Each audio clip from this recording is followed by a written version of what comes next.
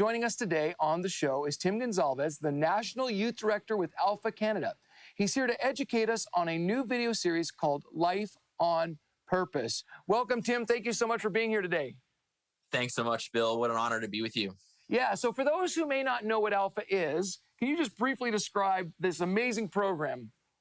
Yeah, so Alpha is a 9-week course aimed at creating a space online or in person where people are really excited to bring their friends for conversations about life and faith and Jesus. And more specifically, Alpha Canada here, we have a youth department, and recently we've been committed to helping equip youth workers, equip students to share their life and faith with their friends. I mean, it is amazing. I know personally so many people who've been impacted by Alpha. Many people have come to faith. And so thank you for doing that amazing work. And recently, you did some research with Gen Z. First of all, who is Gen Z and what did you discover? Yeah, great question. So Gen Z right now is students anywhere between the age of around 12 to 24. So it's kind of our high school. It's the youth that are all around you right now. And a couple really interesting things. We did a study asking the question, how does Gen Z perceive and practice evangelism? And two really interesting things came out of this report. It was a uniquely Canadian study. And the first one was this, is that when we asked Gen Z, how do they feel about sharing their faith? They said that the primary emotion that they feel, you're not going to believe this, is calm. Not anxious, not nervous, not fearful, but was calm. And we thought that was really interesting. And I think what it represents is that when it comes to sharing their faith, Gen Z is saying they don't feel threatened because their faith identity is actually really important to them.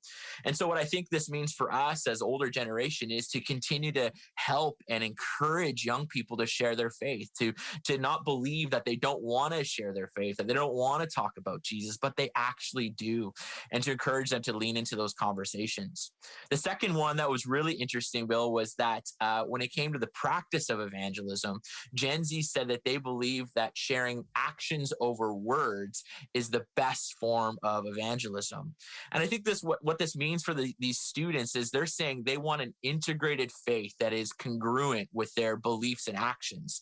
They don't want a faith that just has a whole bunch of words, but doesn't actually make a difference in their community, in their schools, and around the world. And so when they see evangelism, they see something that actually makes a difference in the world around them. And I think that's quite beautiful. I think that's amazing. Actually, as you were sharing that, something triggered for me. You know, I think a lot of our viewers might think of identity politics and identity as a negative thing.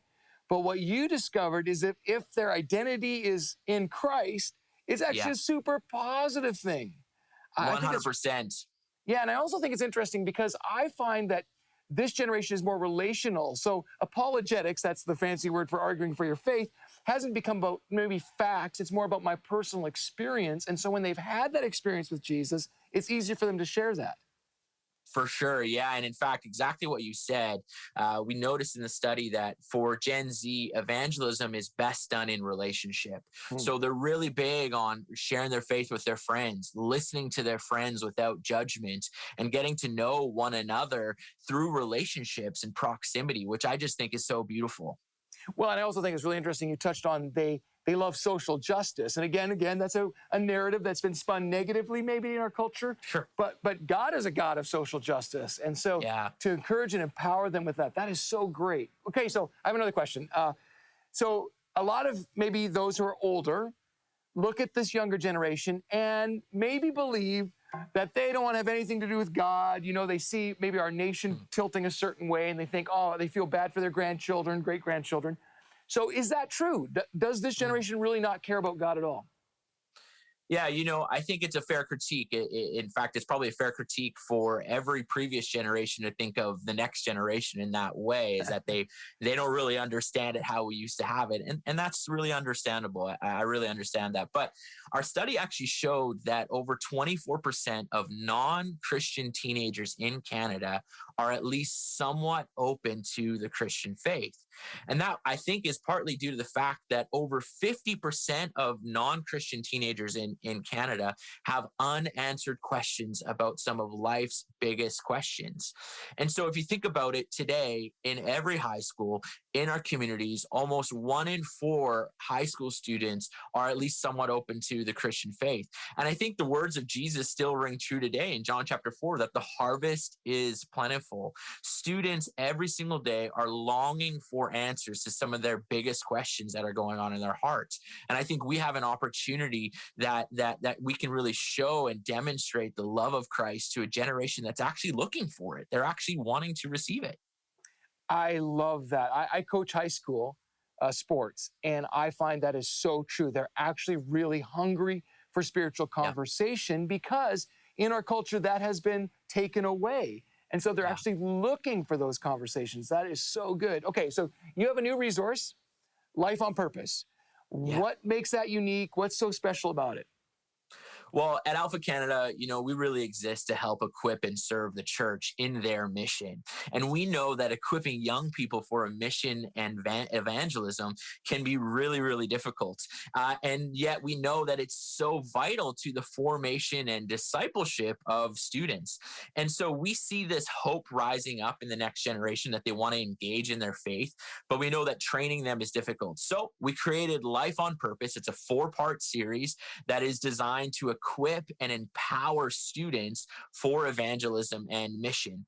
And our hope is to inspire a generation around the joy of seeing their friends come to know Jesus and participating in the kingdom renewal all around them.